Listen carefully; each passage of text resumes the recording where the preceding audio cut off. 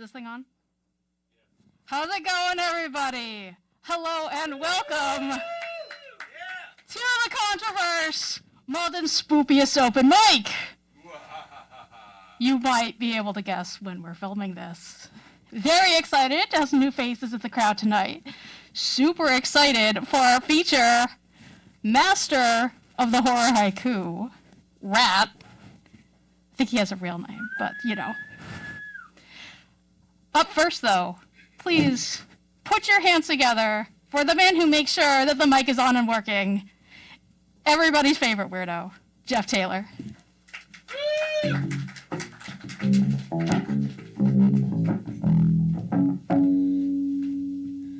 Thank you, Anna. Fabulous. Or should I say, thank you, Cthulhu. I've always wanted to be introduced by Cthulhu, coming from New England. That's how I know I've made it. Yeah. So, I think a couple weeks ago I read a poem, I covered a poem by William J. Taylor called If Your Depression Was a Flag, If Your Loneliness Was a Flag by William J. Taylor off of convenience store above a garage. So now I wrote a poem in response to that, and it's called If My Depression Was a Flag. It's after William Taylor Jr.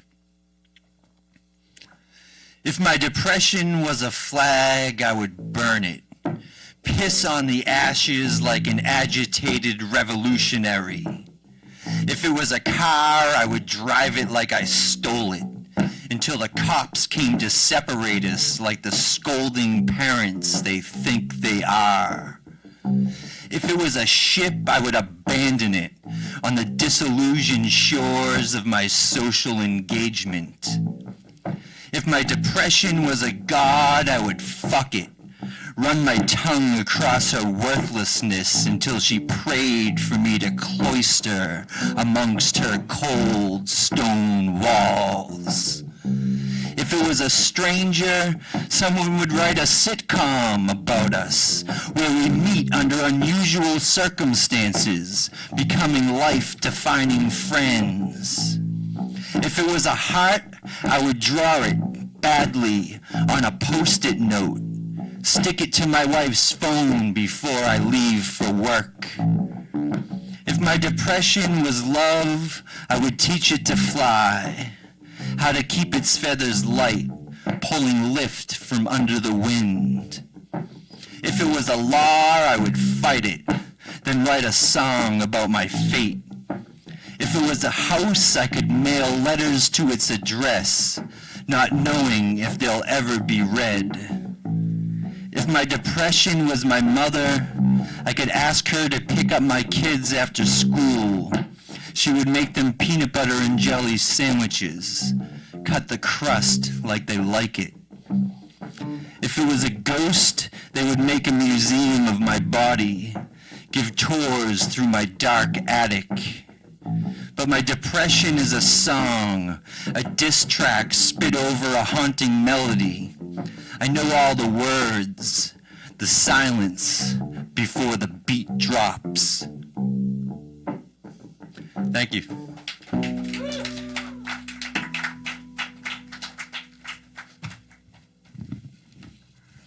Thank you, Jeff. Does anybody know what you do when somebody says hack the planet? Hack the planet! I got one. Come on. All right, wrong audience. Anyway, next up on the mic, please welcome back our friend and organizer, who's here for Spoopy Night. Very excited to have Kathleen.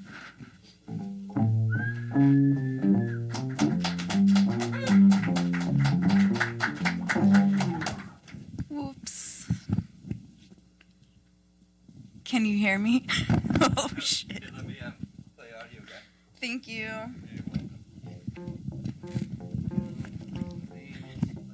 Thanks. So, I've read this one before, but it's specifically for Halloween. It's an homage to the old cat lady. It's called On Dying Alone. Dying alone, alone with a cat with a witch, an old witch, alone with a cat. I will be that lady, the old lady without kids except kids in the neighborhood. Kids in the neighborhood afraid of me. Me, I will be a dare, a double doggy dare on Halloween. On Halloween, I double doggy dare you to ring my doorbell. Rings, not on these fingers. These fingers made this house blacked out.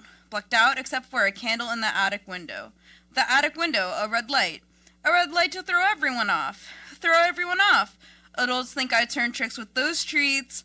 What a treat to be that old puta bruja sucia. A puta bruja sucia with a shotgun and a rocking chair on her stoop. On my stoop with my cat, I purr, a purr to welcome the end of everything. Thank you.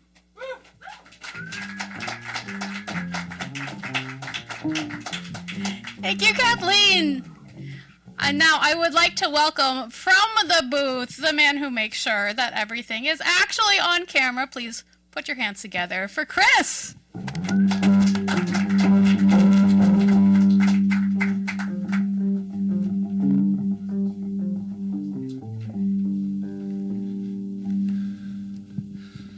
Hello, everyone. Tonight I'd like to do a cover by Edgar Allan Poe. I named my daughter Lenore, so this is for her, my sweet girl. Ah, broken is the golden bowl, the spirit flown forever. Let the bell toll, a saintly soul floats on the Stygian river. In Guy de Vrai, hast thou no tear? Weep now or nevermore? See yon drear, in rigid bier low lies thy love, Lenore. Come, let the burial rite be read, and the funeral song be sung, an anthem for the queenliest dead that ever died so young. A dirge for her, the doubly dead, in what she died so young? Wretches! You loved her for her wealth, and hated her for her pride, and when she fell in feeble health, ye blessed her in that she died. How shall the ritual then be read? The requiem how be sung? By you, by yours, the evil eye, by yours, the slanderous tongue, that did to death the innocents that died, and died so young?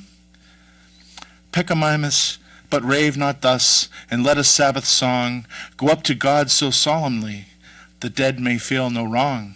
The sweet Lenore hath gone before with hope that flew beside, leaving thee wild for the dear child that should have been thy bride. For her, the fair and debonair that now so lowly lies, the life upon her yellow hair, but not within her eyes.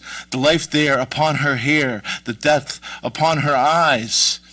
Avaunt, tonight my heart is light, no dirge will I upraise, but waft the angel on her flight with a paean of old days.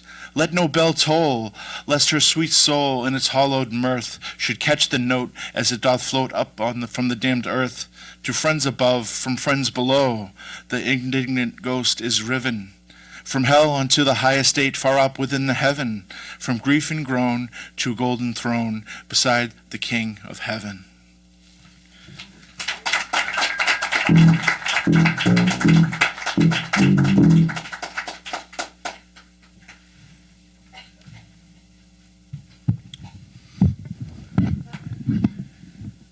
Approximately 30 years ago, a poet was brought to me. He had the palest, blankest expression, the darkest eyes. I spent many years backing this poet, and another many years trying to keep him locked up. But despite that, he managed to become an internationally acclaimed author, authoring Haiku of Horror 1, Haiku of Horror Volume 2, Haiku of Horror Volume 3. He's also performed with the collective, the Barnum and Buddah Poetry Circus, Jack Powers, Word Warriors. He's also been known to be the manager of Spooky World and haunter par excellence of Fright Kingdom. He also fronts those Masters of Metal, Fog Wizard. It's been said that his autobiography inspired the movie College Poetry Slam Massacre, Volume 1 and 2. And if that wasn't demented and mad enough, he considers Halloween 3 to be the best of the series.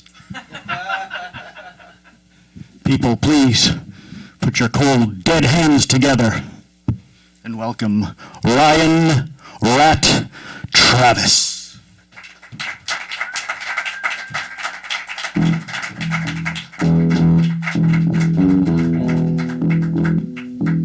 Hey.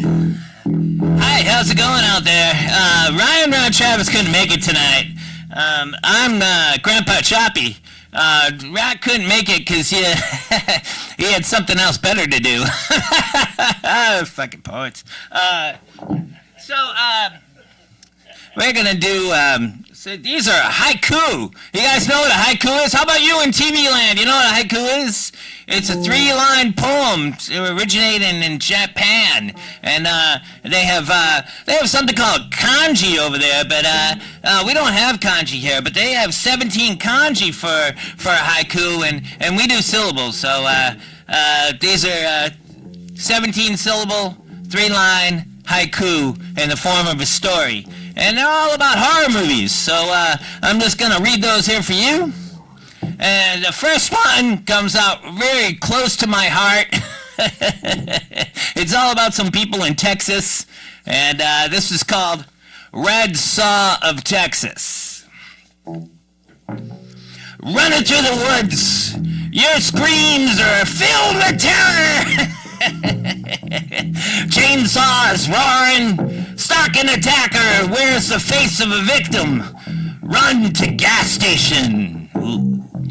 Suddenly rescued, but driving back to the house. He's one of them! Oh! Scream! You're knocked out cold. You're awakened in horror. Macabre dinner guest. Bring it out, Grandpa! He's the best slaughterhouse killer. A one-shot wonder. Damn automation. Ruin the family. Give him the hammer. Hit her! Finish her! Pain! Blood! Scream! Chaos! Escape! Crash through a window! Back into the woods! Revving angry drone of saw! Nearer and nearer! Endlessly screaming! Whipping branches! Stumble! Fall! Pain! Eyes wide with fear! Killer approaching, sheer panic and pure terror. On your feet, running. Saw motor raging. Stumble out into the road. Truck brakes are squealing. You're rescued again, and this time it's for real. But your mind is lost. Killer left behind to dance. Saw swinging in the wind. And screaming with rage. Thank you. Thank you very much. This next song goes out to actually the star of this movie, Gunnar Hansen. This was his favorite movie. It's called The Haunting. But this poem is called This Horrible Unknown. Horrible! Sinister Hill House. Ugly and malevolent, without love or hope. Place without kindness, never meant to be lived in, not fit for people. Crazy construction, disoriented design as it formed itself. Exorcisms fail until it's finally destroyed. Hill House would remain. Dr. John Markway hopes to prove existence of supernatural. 4, investigate paranormal occurrence, foreboding mansion, strange things happening, horrific experience, ghostly appearance, spirits roaming halls, blood stain splattered on walls and clothes, intensely cold rooms. Theo, Nell, and Luke experience true terror, influenced by the house. Guests going insane. Events are merely products of imagination.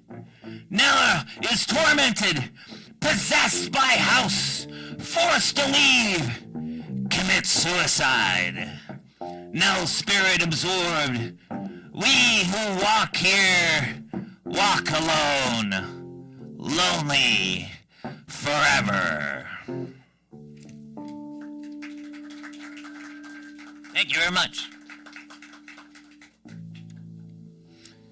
All right, this next one goes out to an old friend of ours called Chief Autumn Tree. Anybody see Kat? Is she alive? We don't know if she's alive. She might be dead. Who knows? This one goes out to her. It's called Giant Plywood Ants. Alamogordo. Shock girl wanders in desert. State police find her. Sergeant and trooper take her nearby trailer. Spotted by pilot. Attacked and destroyed. Trailer owned by FBI agent Ellenson. Family vacation. Not a trace of them is found. Ambulance arrives. Catatonic state. Strange, pulsating, high-pitched sound coming from desert. Girl is axe, sits up. But no one hears her do this. Silence. Lays back down. Gramps Johnson found dead. Wall of store partly torn out. Cops secure a crime scene. Cop goes back outside. Strange, pulsating sound. Shots fired. Blackbird scream is heard. Something's not right. Trooper Blackburn was a crack shot. Gramps fired all he had. Eliminating homicidal maniac. Johnson examined. Coroner's report. Broken neck. Back. Skull fracture. Mystery puzzle. His abdomen crushed. Had enough formic acid to kill 20 men. Strange print near trailer. Dr. Mifford and her daughter investigation. Shocked Ellison girl. Formic acid fumes. She awakes. She screams, them! Them! Them! Pat encountering giant 8-foot hungry ant. Antenna shot off. Thompson machine gun. Medford reveals his theory. Giant colony. These ants created by atomic bomb testing. Alamogordo. Cyanide gas bombs tossed deep into the ant's nest. 2 queen ants are found, escaping the nest to start a new colony. Quick army briefing. UFO report. It looked like big giant ants. Pilot committed. Coast Guard reporting. Queen laying eggs in Freighton. U.S. gunfire sunk. Recent sugar theft. Drunk claims he sees a giant ant outside his window. Mutilated corpse. Lost father is found, but sons, they are still missing. Martial law declared. Los Angeles is shut down. Missing boys alive. Peterson is trapped. Giant ants are swarming him. Killed by the onslaught. Graham fights off the ants. Flamethrower army attack! Queen and hatchlings dead!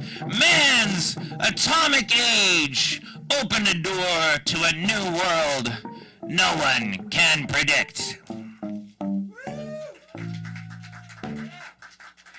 Thank you. All right, I think I'm going to do one more, and then we'll call it a day. This is this series of haiku, it was spawned because one of the lines is 7 syllables, and that's how this all got started.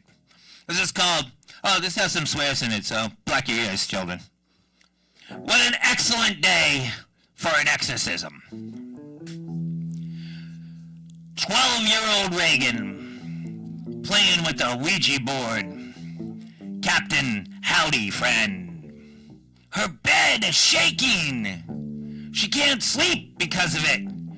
Noises in the house. At dinner party, Reagan tells someone they'll die, then pisses on rug. Doctors test Reagan. A battery of exams. They find nothing wrong. Things are getting worse. having strange convulsions, thrown all over the bed. Director visits. Reagan snaps his neck, kills him, throws him out window. Psychiatrist comes, he hypnotizes the girl, grabs him by the balls. Lieutenant arrives, questioning director's death, thinks it's a murder.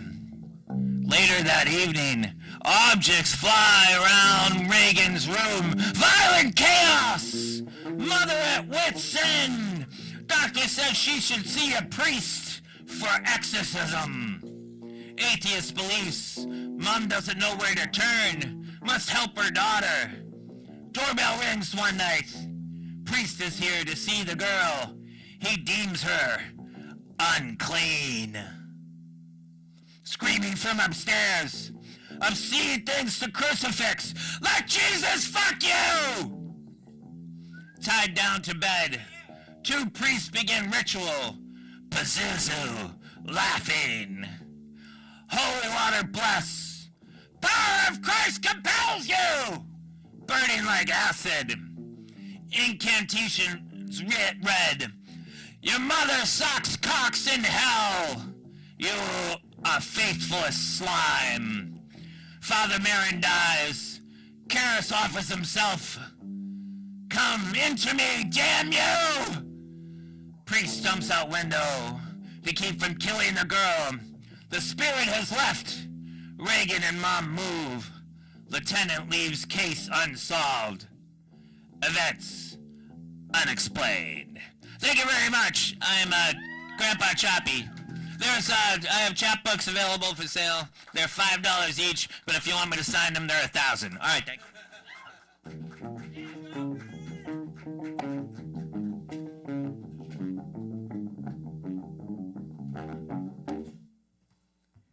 Everyone, please put your hands together one more time for the amazing Ryan Rat Travis. Uncle Choppy, I'm not sure. Buy his chapbook, support local artists. This is important. We want to keep doing these things, but, you know, it takes time. Anyway, I have a list here, and the first name that I have on this list is Shannon. Shannon, are you ready to read? Yeah, I think so. Come on up here. Everybody put your hands together for Shannon.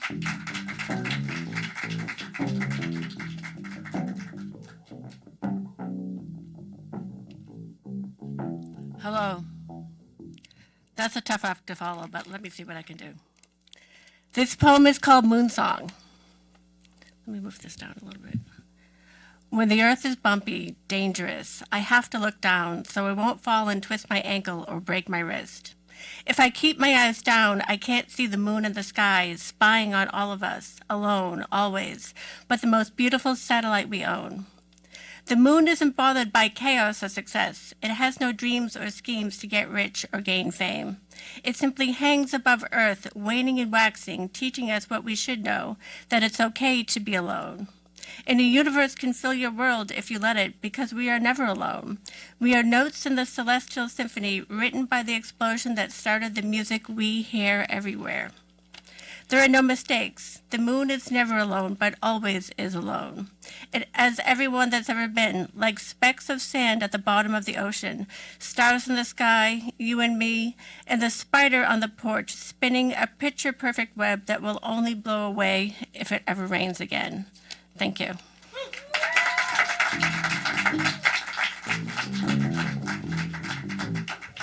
Thank you, Shannon. Up next on the open mic, Joanna, are you ready to read? You got something? Please, everybody, very warm welcome for Joanna.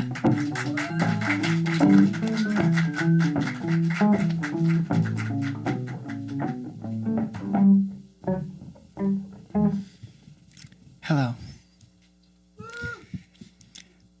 I think we all know that the end is approaching. It's a feeling deep in the gut, beyond faith or theory, like when you're alone in the woods and the birds suddenly stop singing. When I was a teenage Christian soldier, we were told that we were in the last generation by a preacher's son while he cried and shivered on a stage from God's mighty touch. I believed. In college, my friend told me that the world was ending for altogether different reasons, that the collective exhaust of every tycoon's coal-rolling wealth accumulation scheme is very bad for glaciers, and by an unclear chain of events, us. I denied it. On the web, I read that Marx predicted the end back in the 1850s, that capitalism would eventually eat itself, and everyone will spontaneously pull their heads out of their asses and form a just society. I was skeptical. As someone who devours Wikipedia articles as a pastime, reading about the Weimar Republic feels like a lot like one of my other obsessions, stories about cave diving disasters. They're beautiful in that macabre way. You know it's going to go terribly wrong at some point, and when it does, it's like watching a fish catch a hook. I was anxious. Does anyone else find the game of musical chairs existentially terrifying? Every round you walk in a circle, following the leader, and every round you attempt to take a seat when the music stops. Around and around, until you suddenly realize that you have nowhere to sit. I am scared. However, the knowledge that nature itself will strike us down if we don't submit to her is a little comforting to me. Maybe it's my sense of justice that the incalculable damage we've done to the natural world will be paid back in full. Maybe it's my desire for certainty that the machines of destruction, annihilation, and murder will inevitably cease. Maybe it's a seed of hope that once the machines stop, we can live in harmony with nature again, like we did before we colonized her womb. I want to believe.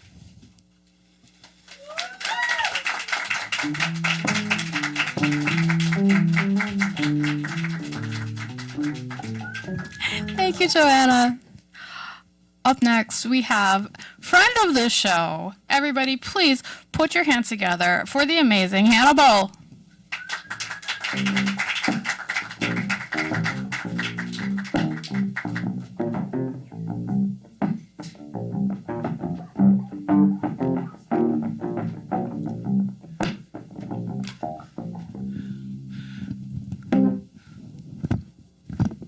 I decided to dress as an old guy.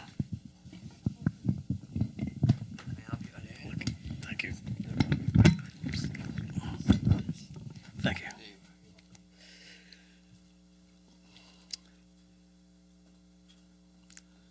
She laughs at the moon, then prances on the spires that scrape the belly of the cold Manhattan sky. She stands naked in my bedroom, like a ghost of an angel, with promises of showing me how to fly. To her esteem, she soars like an artist, never quite knowing where to touch down. Within the dream, illusions are spoken, promises made, and then again broken. She laughs at the moon. She laughs at the moon.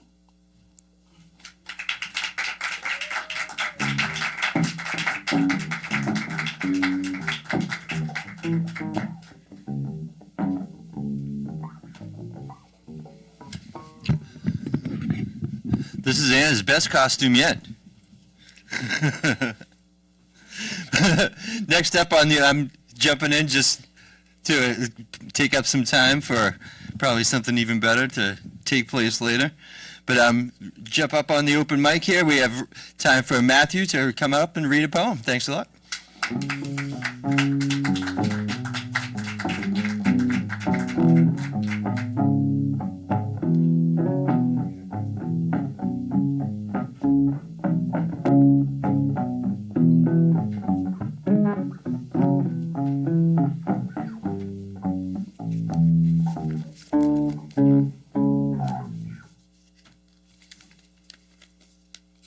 So it's, I think, time of year to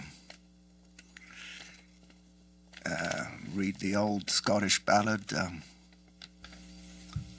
Twa Corbies, Two Crows. As I was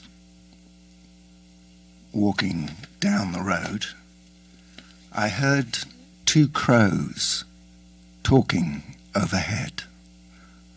One of them was saying to the other, "Where shall we go today for dinner? Where shall we go, my dear, for dinner? Right behind that old earth dike, I see there lies a new slain knight, and no one knows that he lies there, but his hawk, his hound, and his lady fair. But his hawk, his hound, and his lady fair. His hawk has to the hunting gone, his hound to fetch the pheasants home. His lady has already taken a new mate, so we shall make our dinner sweet, so we shall make our dinner sweet. You shall perch upon his breast so white, while I pluck out his bonny blue eye, and with each lock of his golden hair we'll thatch our nest where it grows bare. We'll thatch our nest where it grows bare. Many a one for him makes moan, but none shall know where he is gone. And all his bones, when they're picked bare, the winds shall howl forevermore. The winds shall howl forevermore. Ah! Ah!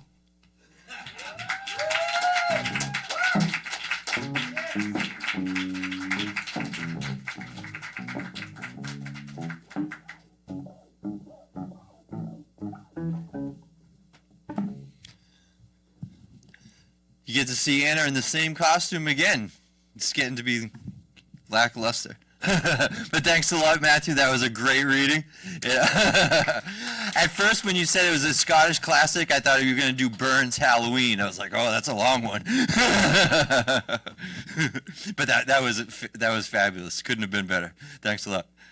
Next time, we'd like to welcome up to the mic, Eddy.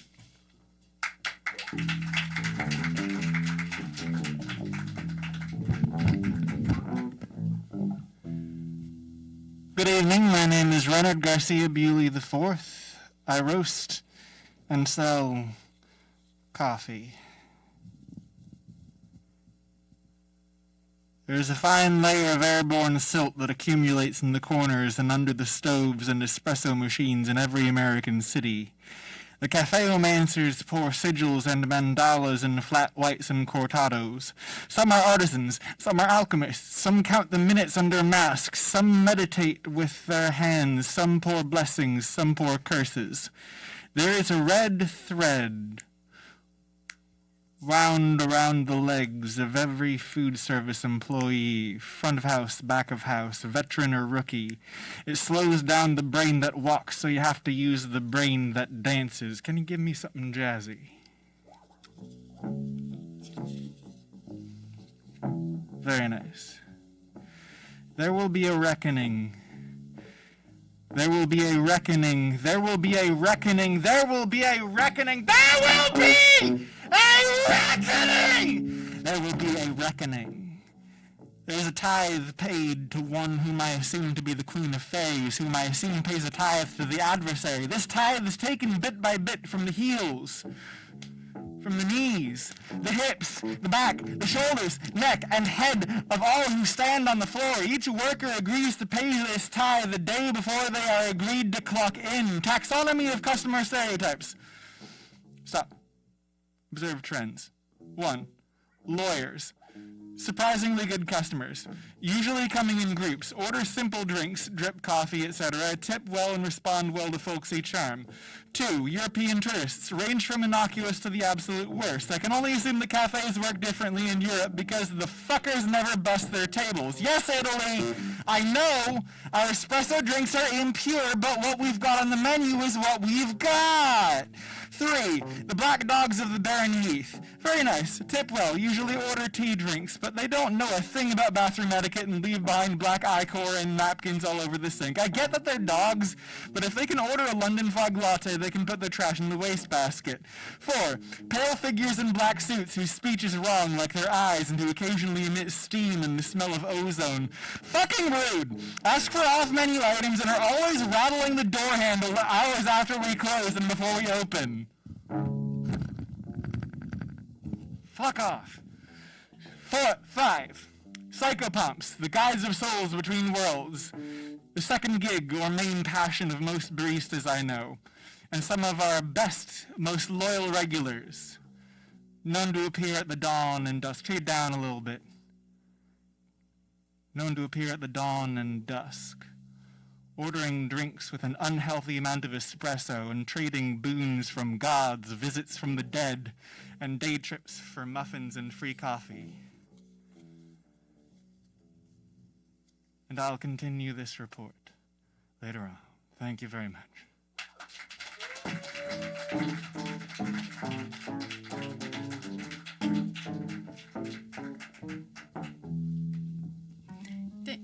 Thank you, Ed.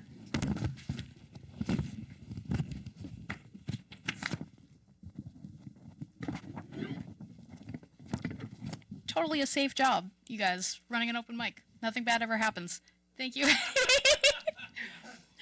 Anyway, we have come to the end of my list, which means it's time where I ask if there's anybody in the audience who wants to read who didn't put their name on the list, which is a very rude thing to do. Would you like to read? I'm looking at you. You reading? For those of you listening in at home, the person I'm talking to is looking to the person next to her. Please, everybody, a very warm welcome to Malden's Poet Laureate, C.D. Collins.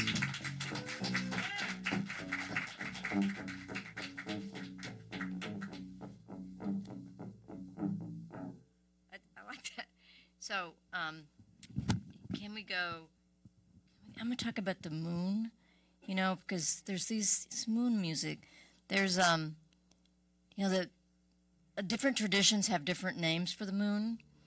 And we did stargazing event. I don't know if you guys saw that, but we had the crescent moon setting. We saw Saturn. So I thought I would name some of the moons. Warm moon in March when the earth begins to thaw. They notice in their blood 5 hearts all in a row. The body wants to live whatever else. It's the mind that wavers and turns upon itself. Half moons sliced through by razor, a delicate living thing. Blood moon on the horizon, a glowing persimmon ring. Lady slipper moon, for blossoms in the forest, when it shows pink, translucent, susceptible, and porous. O panther moon, lay down blessings on the man, the noose rough against his skin. O thunder moon, lay down comfort and let us rise again. The moon hangs full and low above the slip. The tearful moon, the scallop moon, the moon of the errant fingertip.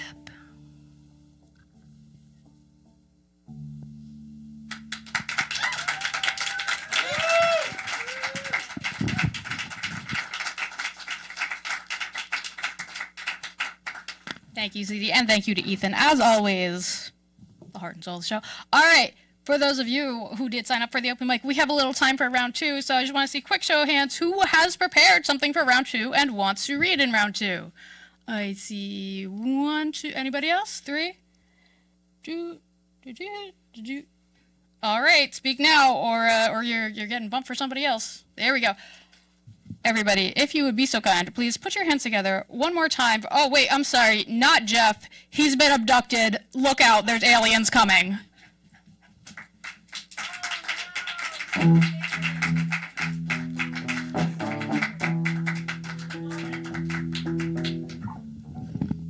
Beep, beep, boop, boop.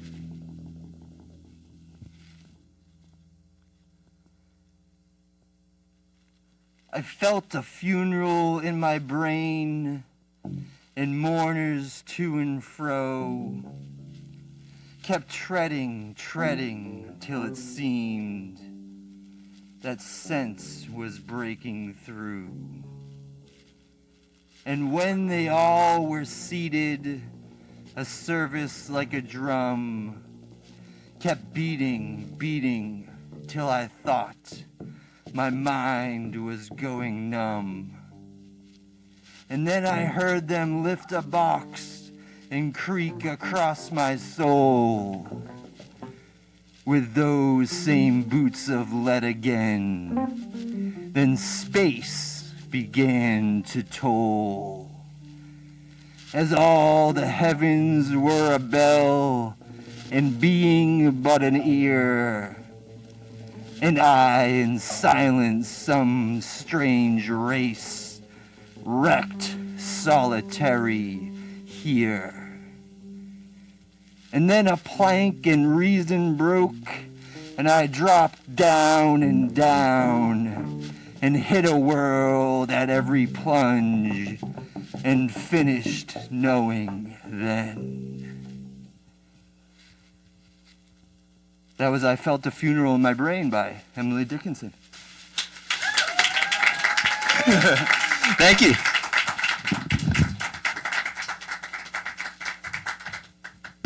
Thank you, Jeff. Now, please welcome up to the mic one more time, Hannibal. Come on up here.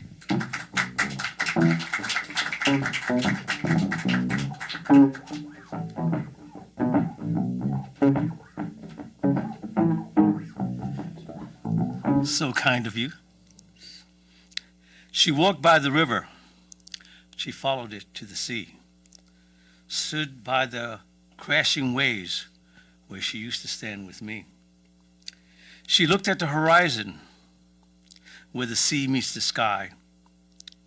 Listened for the thunder from the land beyond her eyes.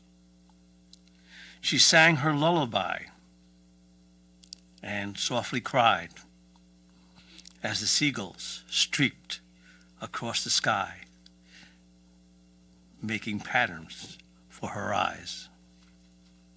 The crowds slowly gathered, most from curiosity. Then one by one they joined her in her vigil by the sea.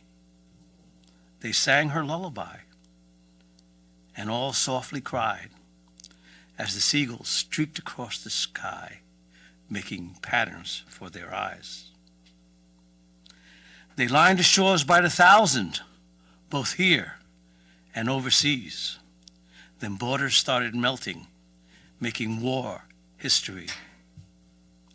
They all sang her lullaby as they softly cried, and the seagulls streaked across the sky, making patterns for their eyes. Thank you.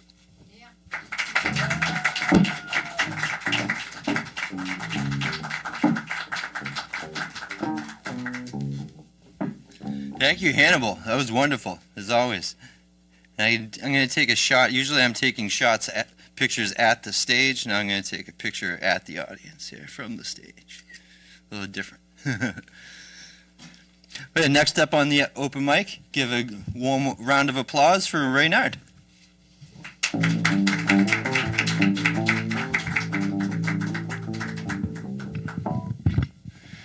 I've seen fields in flames, quenched by the blood of cursed bomber crews. I strode across the coals of California in the Ontic Wars, where sorcerers reinvented guns, having first rendered them obsolete. And I don't think I can hack it in food service. It's still life or death, just not directly. Something wages, rent, the cost of food. How easy it would be to poison your customers. Something jazzy again, I'm thinking. Failure is not an option, but it is nonetheless guaranteed to happen. The punch clock demons are daily asked to perform impossible tasks by the necromancers whose contracts bind their labor to the brass bull. It isn't subtle, but neither are we. When we go down the closing checklist at the end of our shifts, impossible tasks are the first ones we skip.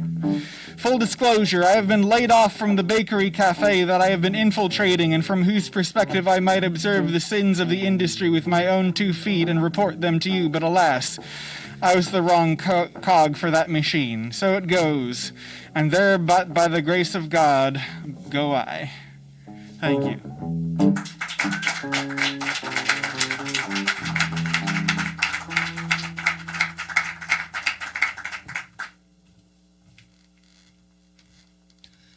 Thank you, Raynard. I can't wait to try the coffee. I just got a pound of locally roasted coffee here in Malden that you can also get from Raynard. And whole bean, or I believe they might grind it for you as well if you so desire. So let them know if you want to. Still underground. Still underground? Yeah, still working on it. If anyone has access to a commercial space, just like a fucking 10 feet of commercial space that I could use to set up a roaster. Like, I'm trying to take my business legit. Oh, yeah. So if anybody in Malden knows of any commercial space that's available, commercial kitchen space, we can talk to Raynard, reach out, and they'd like to find out more information about that. Yes, yeah. So thanks a lot, Raynard. Next up on the open mic is Kathleen. Okay. All right, so I'm trying to go off of here, and I'm trying to see who. I don't have you marked off as wanting to read again, so that's why I didn't know to introduce you. But yeah, everybody put your hands together for Kathleen, one of the organizers of this here event.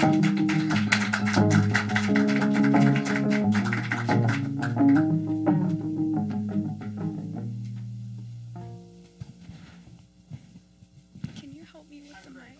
Okay, thank you. Thank you. So this is a cover.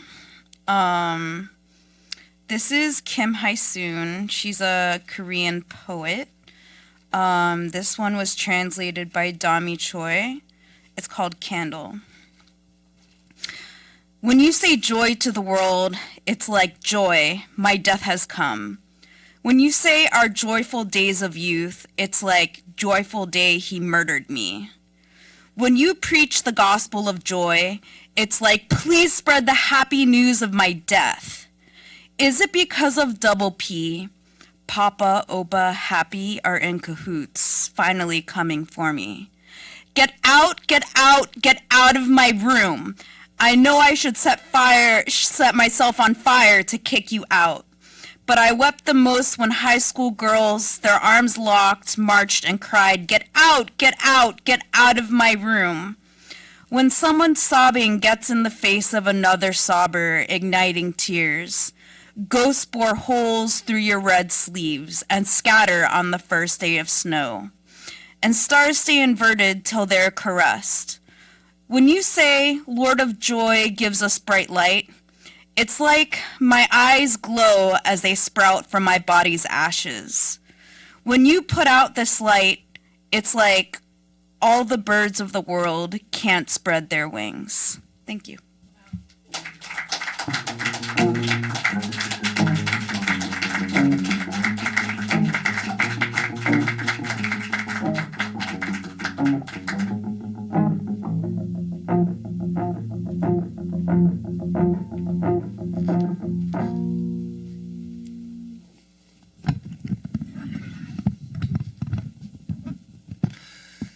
Thank you, Kathleen. That was awesome. I really enjoyed that one. And now keep that round of applause going for Anna.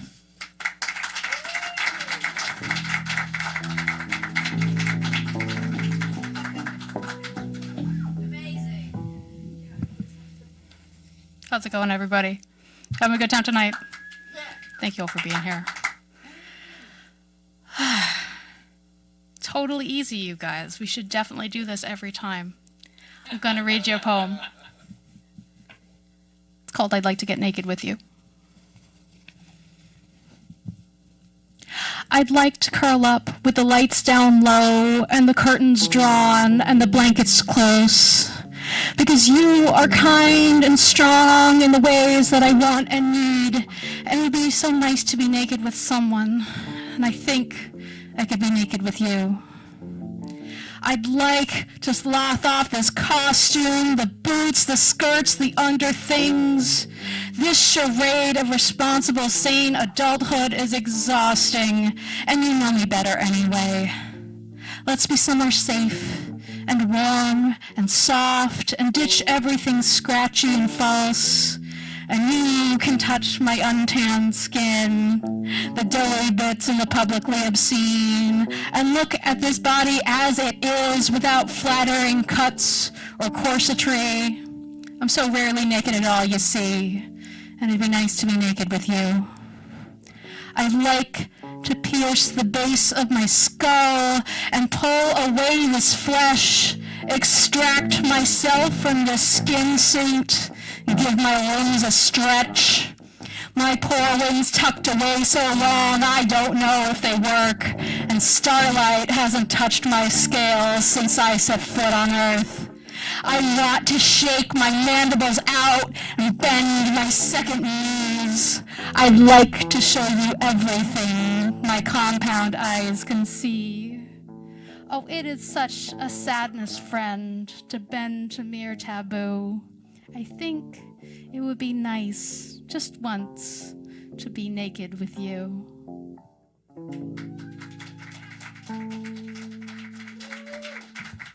Thank you all so much. Thank you for being here. Thank you to everybody watching at home. Thank you to Uma for hosting us. We are crazy people, and I don't know why they put up with our nonsense. Thank you to Anne, to James, to Therese for making sure everybody can come in. One more big round of applause for our feature tonight. Ryan Rat Travis, buy his stuff. Support the local artists. This has been the Contro-Verse. We are at Uma every second and fourth Monday until such a time as they kick us out of the building or we don't want to do it anymore. Good night, everyone.